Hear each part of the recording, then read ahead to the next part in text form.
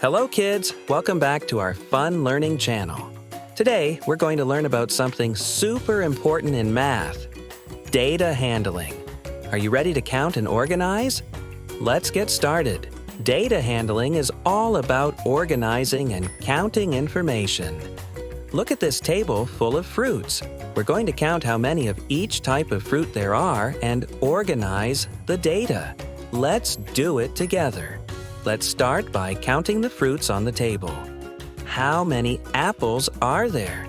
Let's count. There are 5 apples. Next, how many pears do we have? Let's see.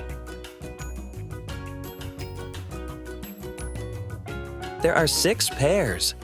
How about mangoes? Count with me. There are 2 mangoes. And finally, how many oranges?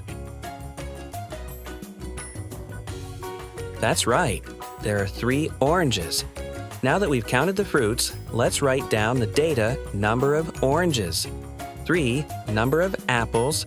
5, number of mangoes. 2, number of pears. 6. Great job, kids! This is how we organize and record data. That's all for today's lesson on data handling.